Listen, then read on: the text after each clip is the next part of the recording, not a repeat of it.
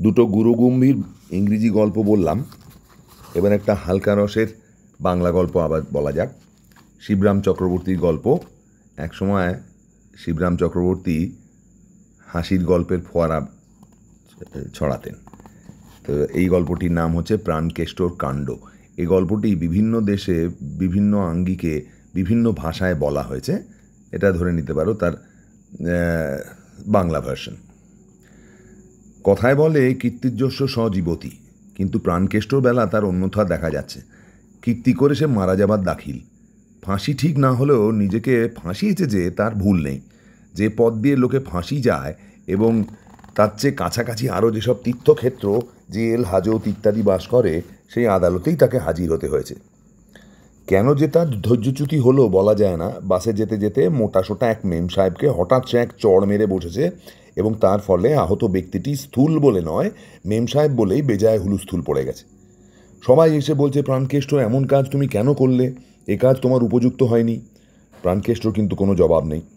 তোমার মাথা খারাপ হয়ে গেছিল কি? নইলে হঠাৎ এমন ক্ষেপে উঠবার কারণ? জিজ্ঞেস করে একজন। প্রাণকেষ্ট চুপ করে থাকে।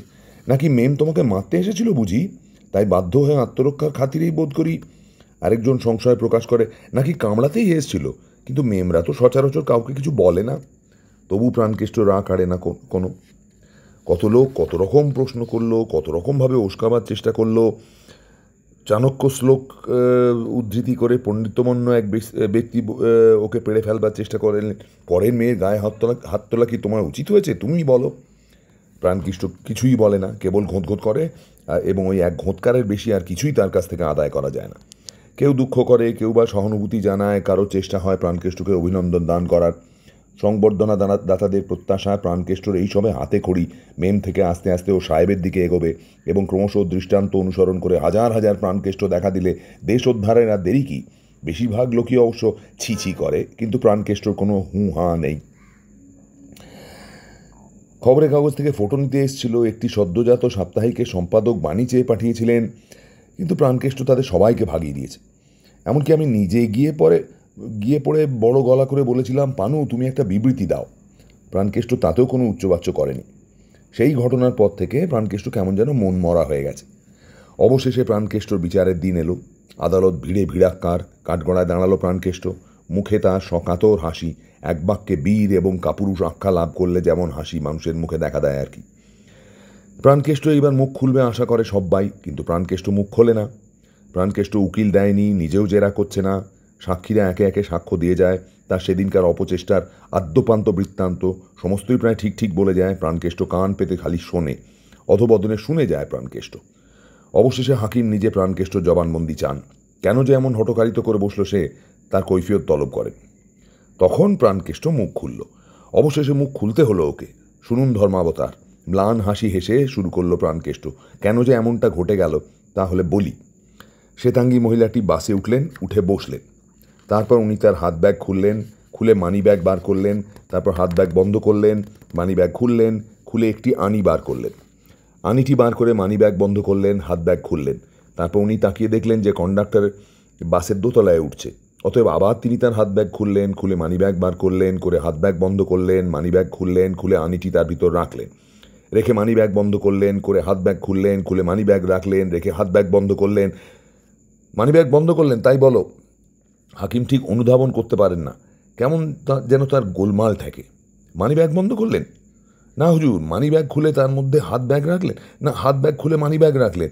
না কি মানি ব্যাগ খুলে হাত ব্যাগ বার করে তার ভিতর আনিটি রেখে তারপর হাত ব্যাগ বন্ধ করে? না, তাও তো নয়। তাই বা হয় কি করে? মানি ব্যাগের ভিতর কি হাত ব্যাগ রাখা যায় কখনো? আপনি সমস্ত গোলমাল করে দিলেন হুজুর।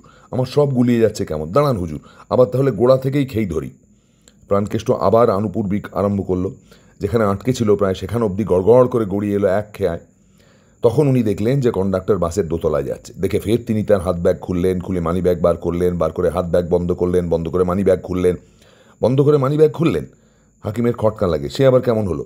পুনরায় তিনি বাধা দেন। বন্ধ করছেন, আবার খুলছেন। দুরকমের দুটো কাজ একসঙ্গে হয় কি করে? কি করে হয় বলতে পারবো না হুজুর, তবে হয়েছিল এইটুকুই শুধু বলতে পারি। একটা খুলছেন, আরেকটা বন্ধ করছেন, একটার পর একটা ঘটে যাচ্ছে। প্রাণকেষ্ট প্রাঞ্জল করার জন্য প্রাণপণ করে। ও বুঝেছি, হাকিম মাথা নেড়ে বলেন। আচ্ছা বলে যাও। প্রাণকেষ্টর করুণ সুর শুরু হয় পুনরায়। তখন উনি দেখলেন যে কন্ডাক্টর বাসের দোতলার দিকে হেলতে দুলতে রওনা দিচ্ছে। অতএব আবার উনি ওর হাত ব্যাগ খুললেন, খুলে মানিব্যাগ বার করলেন, মানিব্যাগ বার করে হাত ব্যাগ বন্ধ করলেন। কোনটার ভাগ্যে কী ঘটছে ভালো করে লক্ষ্য করুন হুজুর। তারপর হাত ব্যাগ বন্ধ করে মানিব্যাগ খুললেন, মানিব্যাগ খুলে তার আনিটি যথাস্থানে রাখলেন, রেখে মানিব্যাগ বন্ধ করলেন। তারপর তার হাত ব্যাগ খুললেন, খুলে মানিব্যাগটি রাখলেন ভেতরে, রেখে হাত ব্যাগ বন্ধ করলেন। তারপর তিনি কন্ডাক্টরকে সিঁড়ি দিয়ে নামতে দেখলেন, দেখে ফের তার হাত ব্যাগ খুললেন, খুলে মানিব্যাগ বার করলেন, বার করে হাত ব্যাগ বন্ধ করলেন। তারপর মানিব্যাগ খুললেন, খুলে একটি আনি বার করলেন এবং মানিব্যাগ বন্ধ করলেন। হাকিম আর সহ্য করতে পারেন না। থামো থামো, বিকট রকম চেঁচিয়ে ওঠেন তিনি, তুমি আমায় পাগল করে দেবে দেখছি। আগে আমারও ঠিক তাই হয়েছিল বোধ হয়। ম্লান হাসির সঙ্গে করুণ স্বরের মিক্সচার করে বলল প্রাণকেষ্ট, কিন্তু হুজুর বলেছেন সব কথা খুলে বলতে, কিছু না গোপন করে, সমস্ত খোলসা করতে, তাই আমারও না বলে উপায় নেই। যেমনটি দেখেছি ঠিক তেমনটি হুজুরকে আমি দেখাতে চাই। তারপর তিনি করলেন কি, মানিব্যাগ বন্ধ করে তার হাত ব্যাগটা খুললেন, খুলে, বটে দেখাতে চাও? আমার সামনে দাঁড়িয়ে আমাকেই দেখাতে চাও? এত দূর আস্পর্ধা তোমার? হাকিমের চোখ মুখ যেন কীরকম হয়ে ওঠে। তার হুকুম কি হুমকি ঠিক বলা যায় না। আদালতের কড়িবর্গা পর্যন্ত কাঁপিয়ে তোলেন। তবে এই দেখো, এই বলে আসন ছেড়ে উঠে হাকিম কাঠগড়ার কাছে যান, গিয়ে প্রাণকেষ্টর গালে পেল্লায় এক চড় বসিয়ে দেন।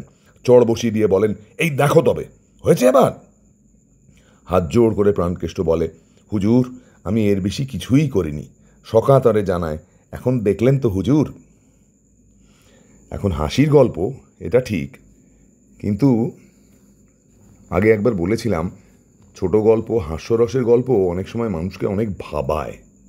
কিছু মানুষকে নিঃশব্দে এত জ্বালাতন করতে পারে যে সেই মানুষ খুব স্বাভাবিকভাবে শান্তশিষ্ট মানুষ হলেও তাৎক্ষণিকভাবে ক্ষেপে যেতে পারে, এবং ক্ষেপে গেলে তার ফলশ্রুতি অনেক দূর গড়াতে পারে।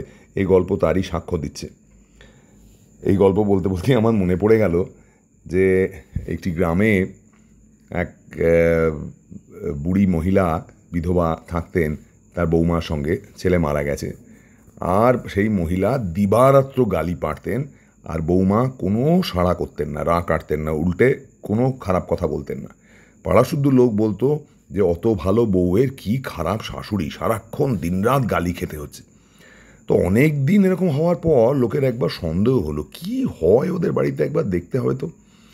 তো একজনের পিঠের ওপর উঠে আরেকজন দাঁড়িয়ে পাঁচিলের ওপর দিয়ে ডিঙি মেরে দেখে কি, যে সেই বুড়িকে মেঝেতে ফেলে রাখা হয়েছে রোদ্দুরের মধ্যে। বুড়ির মুখে মাছি ভন ভন করছে। বুড়ি অনেক দূরে কুঁজো আর গেলাস রাখা রয়েছে জল খাওয়ার জন্য। উঠে বুড়ি যেতেও পারছে না সেখানে, সে বোধহয় একাধিকবার জল চেয়েছে। আর উঠোনের উল্টো দিকে বসে বৌমা তার কুটনো কাটছে বঁটিতে করে, আর বুড়ি প্রাণ পরে চিৎকার করে তাকে গালাগাল দিচ্ছে, অভিশাপ দিচ্ছে। বৌমা কিচ্ছু করছে না, মাঝে মাঝে চুপচাপ বঁটিটা উঠে বুড়িকে দেখাচ্ছে, বঁটিটা তুলে বুড়িকে দেখাচ্ছে। তখন লোকে বুঝলো যে বুড়ি এমনি চেঁচায় না, এবং বৌমা বড় মারাত্মক চিজ।